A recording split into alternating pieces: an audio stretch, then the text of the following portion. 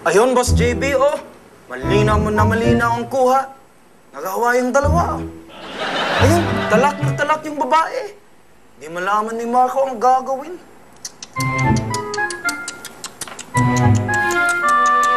Doy! Ano yan? Ganon ka ng ganon. Bakit ba? Kasi, nawa po ako sa coffee shop nito. Ano? Wala man lang kahit isang CCTV. Kung hindi pa dito sa cellphone ko, hindi makukunan yon. Kaya mo, magpapalagay din ako ng CCTV. Talaga, sir? Kailan ho? Pag tinanggal na kita. Tsaka bakit lagi ka nasa loob ng office? Diba dapat nasa gate ka, doon ka sa may entrance? Akyat ka na akyat. Sa lahat ng gwardiya, ikaw ang akyat ng akyat, ha? Oo nga po. Doon ka na, tawagin mo si Marco. Kung humawa ka pa ng batuta, akala mo barel? Sir, Marco. pinatawag niyo daw po ako. Oh, sige. Marco, nakita ko kasi sa sa cellphone yung nangyaring pagwawala ng girlfriend mo. Mali yun eh. Alam mo naman siyempre kapag nakita yan ng mga customers dito, mata-turn off sila sa business natin. Alam mo yan. Naiintindihan ko yun, sir. Kaya nga, sobrang nahihiya ako sa inyo eh. Oo. Mali Kaya po, siguro, mas makakabuti ho na umalis na lang ho ako, sir.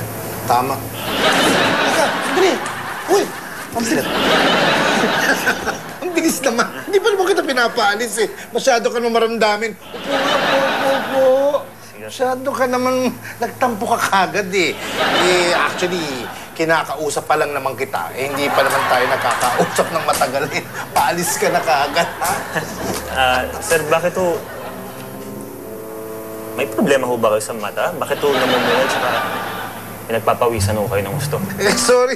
Lahi namin eh. Talagang mapupungay ang mata namin eh. Tsaka, totoo yan. Na-insecure talaga ako eh. Pinapawisan ako pag na-insecure ako. May-insecure ho kayo? Sir, kanina naman ho? Sa'yo. Kasi, pag nakakita ko ng gwapo, na-insecure ako eh. Eh, gwapo rin eh, di ba? Nakakatawa tayong dalawa na. Okay, ha? Sige, pag-isipan mo lang na mali yung nangyari. Sana huwag mangyari ulit. Sige ho. Sir, trabaho na ho ako ulit sa baba. Sige, sige, mag-solo ka at magtrabaho ka maigi. Sige ho, sir.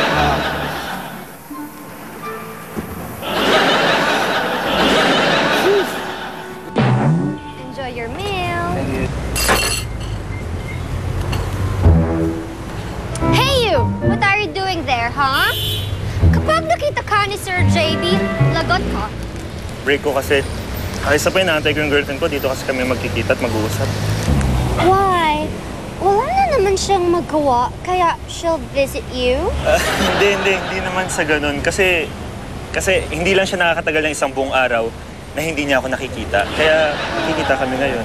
Oo nga pala, di ba sabi ni Meg, sa'yo ko daw ibibigay yung pinagkakitaan ko para sa Tweet products? Oh yes, you have it now? Yeah. Ito. Ito. Okay. Thank you. Hoy! Ikaw, ha? Ikaw! Ah! Ang nandi mo naman? Nagpapasustento ka ba dito? Nagpapabayad? Ang cheap mo? Sipay ka, ha? Tama na yan, Sandali lang! Kitang-kita ko eh. Tumatanggap ka ng pera sa kanya. Ann! Alam ba, pwede ba tumigil ka na? Wala ka sa lugar eh. Hindi mo alam kung ano yung sinasabi mo. Sinisigawan mo na ako. Ann, at bakit hindi? Ha? Bakit? Lahat ng to ginagawa ko para makaipon ako. Yung perang inaabot ko kay Lily, yan yung pinagbentahan ko ng mga Twitch products. Ibig mo sabihin, nagtitinda ka? Oo, nagbebenta ako para mapag-ipunan ko yung kasal natin. Alam mo, lahat to ginagawa ko sa'yo eh. Pero anong ginagawa mo sa akin? Ginaganyan mo lang ako? Ha? Alam mo, mabuti pa, umuwi ka na dun sa inyo. Alam mo, hindi talaga tayo para sa isa't isa eh. O ito, hawakan mo to, ha? Baka kasi malipasan ka ng gutom. Diyan ka na. Ganun, ha? Narinig mo yun? Huh? Go home and shut your stinky mouth in the toilet. Shit!